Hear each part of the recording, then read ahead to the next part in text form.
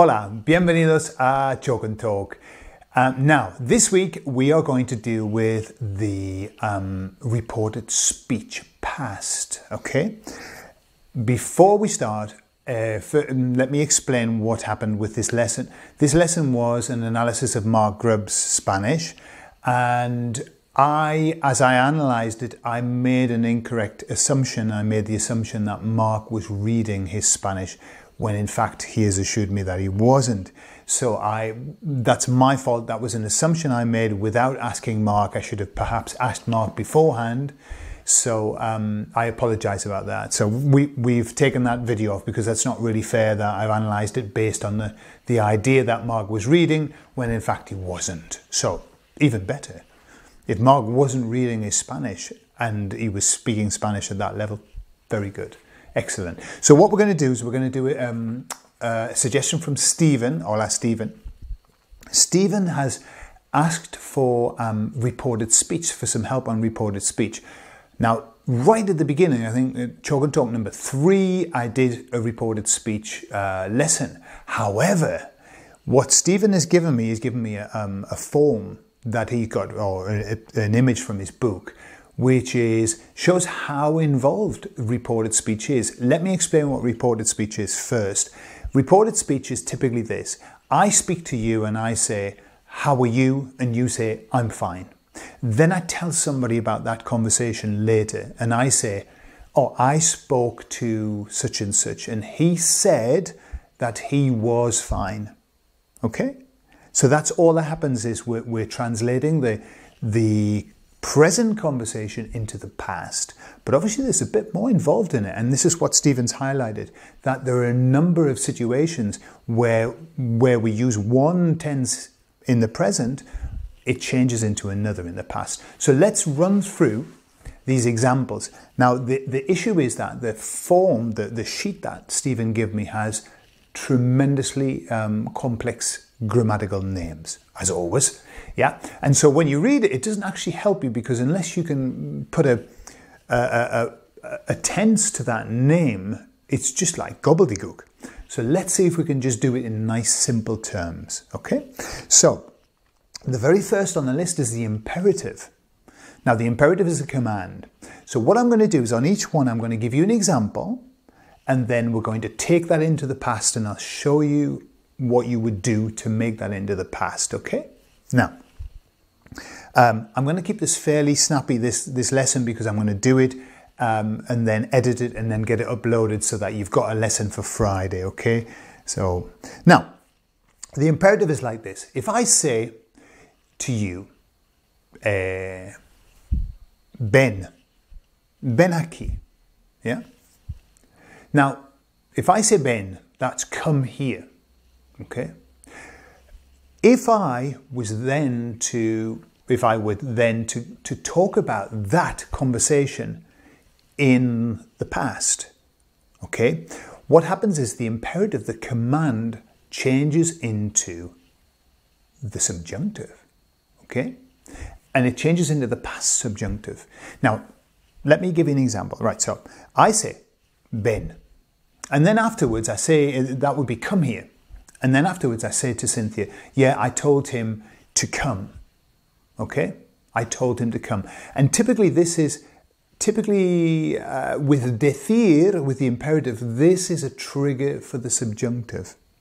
Okay? But it's always telling somebody to do something. It isn't telling somebody information. Okay? So for example, I would say, ven, present. And then afterwards I'd say, sí, Cynthia. Le dije que viniera. Le dije que viniera. Okay? So I said to him that he might come, that he should come. All right? So that's what happens with the imperative. So, ven, le dije que viniera. All right? Why? Because we're in the past, we've got to use the past subjunctive. We can't say le dije que venga. Doesn't work. Because we're in the past. All right, so another example. Habla, all right? Speak. And in the past I would say, sí, le dije que hablara, o que hablase. Okay, both of those are optional. So, le dije que hablara, que hablase.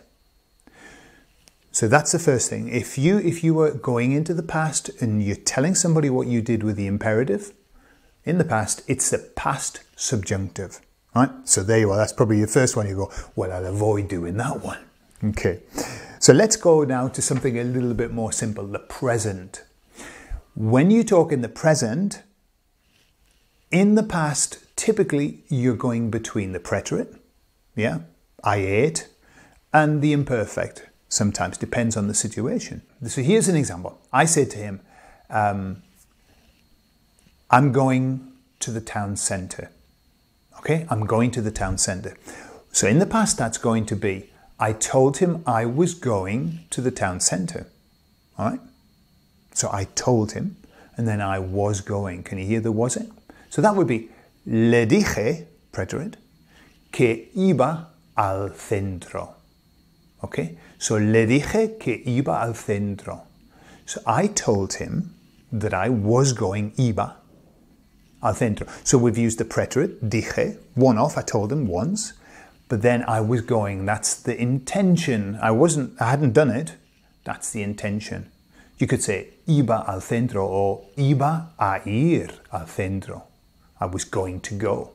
Even more, I hadn't actually even started. If I say que iba al centro, perhaps I was actually in the process, but it depends on the circumstances. All right, so what we've done there with the present, we've taken it into the preterite and the imperfect, depending on the situation. For example, if I say yes, all right, yes. Are you going? Yes. If I put that into the past, I say le dije que sí, just preterite. I said yes. I said that yes. Okay? So present goes into preterite and the imperfect, depending on the situation. Okay? Now, what about a future? For example, lo haré más tarde. Lo haré más tarde. I'll do it later. Okay? I'll do it later. Lo haré más tarde. When we go into the past with that then becomes, I said that I would do it later. Can you hear would? So what happens is the past, it goes into a conditional. So you could say, dije que lo haría más tarde. Dije que lo haría más tarde. Another option for that is going to. So I said that I was going to do it later.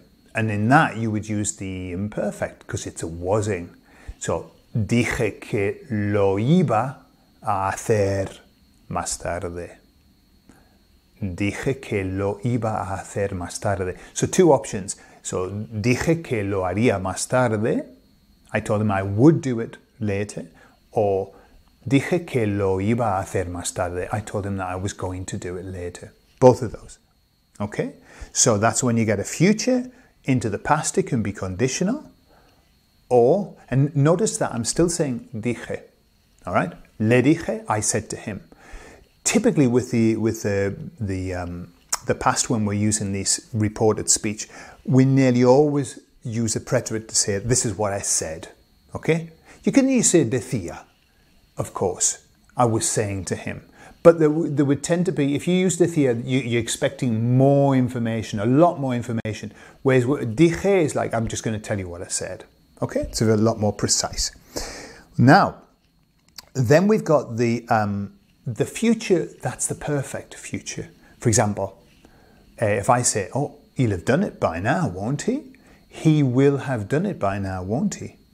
Okay? Now, that he will have done it is lo habrá hecho, ¿no? Lo habrá hecho, ¿no? Won't he? If we go into the past, that the same as the future does, that habrá becomes conditional. Y dije que lo habría hecho, ¿no? Okay, so dije que lo habría hecho. He will have done it, he would have done it. All right, can you hear that? He will have done it, he would have done it. That's where you go into the past. But I'm still saying dije. Okay? Always, they're setting the scene by using the preterite. This is what I said. Okay? Okay, so when a sentence in the present, you're having a conversation and somebody uses the past, for example, if the person says to you, sí, lo hice la semana pasada, okay? I did it last week. Now that's the present tense conversation you're having. They've used the past. When you then report that conversation later on, you've now got a two-step jump. One into the past, and then that person was also talking about the past. So remember that the two-step jump takes you into the pluperfect, pluscuamperfecto, okay? What's that? That's the had. Yeah. So what happens is, I talk to him and he says, sí, lo hice la semana pasada. Afterwards, I then say, sí, me dijo, or see, he said to me, preterite, me dijo que lo había hecho la semana anterior. So I say to him that he said to me that he had done it. And that's a natural progression from he did it, I did it last week, he had done it the week before, the week previously, don't know, the previous week, even better.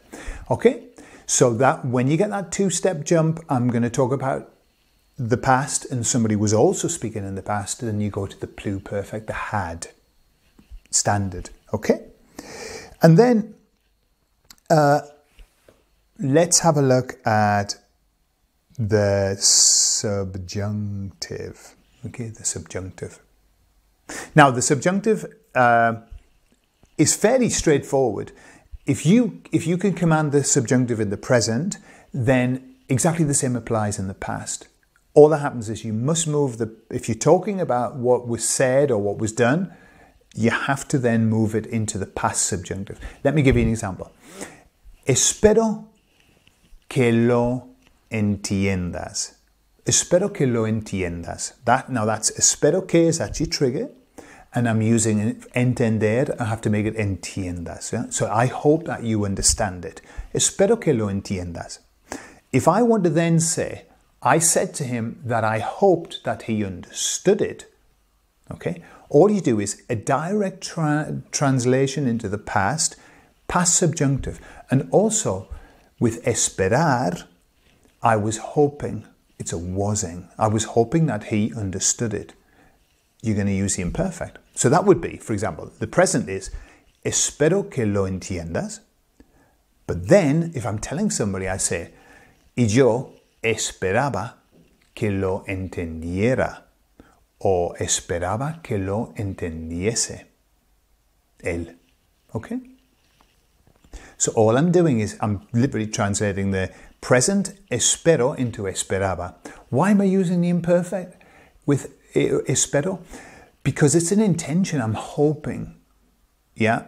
It isn't fulfilled or anything like that. It's just an intention. It's just this is what I'm hoping that he understands. So I can't use the preterite. Preterite's an action. Yeah? I'm hoping it was an intention. It hadn't happened. It was like before the event. I'm hoping that he understands this. But I'll find out. Yeah? So esperaba que lo entendiera, lo entendiese. All right?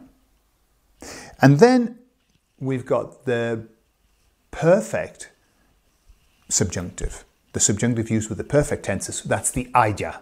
Yeah? Okay, so I could say, use the same example. I could say, bueno, espero que lo hayas capturado. Okay? Espero que lo hayas capturado. I hope that you have caught it. It's like caught the idea, got the idea, got it. That's exactly what we would say. I hope you've got it. Yeah? Espero que lo hayas capturado. If we go into the past, I hoped that he had got it. Okay? So what happens is you take the haya and you change that into the past subjunctive, which happens to be hubiera or hubiese. Okay? So I would say, y yo esperaba que lo hubiera capturado. Yo esperaba que lo hubiera capturado. So all I'm doing is I'm moving, if I'm using haya when I talk about that in the past, I'm going to use hubiera or hubiese, your choice. Yeah? So that's basically they're the families of things that you've got to move into the past. Reporting speech in the past is a challenge. It's a very tough one because there is such a lot of things you've got to bear in mind. The most important thing is to always remember that when you go into the past and you say, I said, you're going to use the preterite. Typically, unless you use the imperfect, you're going to give lots more information. But for me, my suggestion is that you just use the preterite. Yo le dije. Y él me dijo. Que. All right? So it always goes like this. Le dije que. I said to him that. Y me dijo que. And then off you go, putting into the past. The best way is to keep it simple. Yeah, if you've got something a bit more complex, you can always make it more simple. You know, like le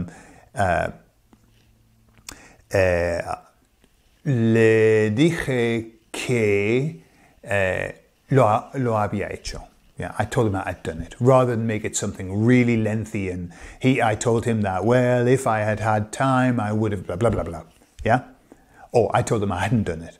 Le dije que no lo había hecho, rather than give the reason why you didn't do it and all of that. Yeah? So keep it simple, student. KISS system, keep it simple, student. But what I would recommend is that you start taking some examples of present tense and moving it into the past. That's the best way of doing it. Take a sentence like, for example, the imperative, okay? Now that's a challenge. You've got to understand the subjunctive. But if you just say, escucha, yeah? Escucha. And then in the past would be, le dije que me escuchara, yeah? Or que me escuchase. So that's all you're doing is taking a present tense and moving it into the past. Or if you just take a present, for example, te veo, okay? Te veo. If you're reporting that in the past, you would say, ah, sí, te vi. All right? Straight from present into preterite. I'm seeing you. I saw you. Yeah? So that's what you've got to do, is move it backwards and forwards until you're comfortable. But don't expect miracles with the talking in reported speech. Don't expect to be able to command it straight away. It takes a lot of practice. Really, in my experience, the biggest challenge I've ever had is telling stories in the past about what happened and who said what. That's a real challenge. And especially if you're telling a funny story, because you're lucky if you just get the story out, never mind it being funny. Okay? So, let me give you a couple of examples. How would you say, if I said to you, I did it on Tuesday. I did it on Tuesday. Okay? How would you take that into the past? He said that he had done it the Tuesday, they would say. How would you say that? So I did it on Tuesday. Lo hice el martes.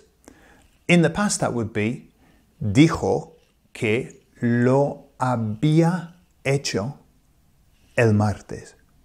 Lo había, he had done it. Yeah? What about if I say, I know, lo sé. Okay? I know. How would you change I know in he said that he knew it? What would that be? So we would take lo sé. Dice que lo sabe. That's basically, because remember, the reported speech tends to be third person. You have to change it in the third person. So he said that he knows. He says that he knows. Dice que lo sabe. Take that into the past. Dijo que lo sabía. Now we're changing it into imperfect. Why? Because knowing with saber is an ongoing thing. Okay? You wouldn't use dijo que lo supo, because that would be he found out. But actually the knowing is sabía. What about if we say, all right, I'll do it on Wednesday. I will do it on Wednesday. Okay, which is lo haré el miércoles. Lo haré el miércoles. So how would you change? He said he will do it on Wednesday. He said he would do it on Wednesday. How would that be? Well, that would go. So, dice que lo hará el miércoles. He will do it. Dijo, preterite, que lo haría el miércoles. Yeah? Dijo que lo haría el miércoles. Okay? So we're just taking the will into would. And then a tough one at the end. What about this one? I hope he has done it. I hope he has done it. Okay, and that's going to go into, I hoped that he had done it. So, I hope that he has done it is espero que lo haya hecho. Espero que lo haya hecho. What will that be in the past? So remember, present subjunctive into the past subjunctive. That would be esperaba que lo hubiese hecho. Esperaba que lo hubiese hecho. Okay? So there you are. Advice. Practice, practice, practice. Don't overstretch yourself. Don't try and do something that's more complex. One thought, one sentence. Try not to make it a long sentence because you can get lost in it. So just make a nice simple sentence. I do it, I did it. He said he did it. He said he does it. He said he did it. Yeah? All right, so try that kind of basic stuff and get yourself used to doing the reported speech because it is probably up there with the most challenging things. Ok, entonces, nos vemos la semana que viene. Hasta luego, chicos.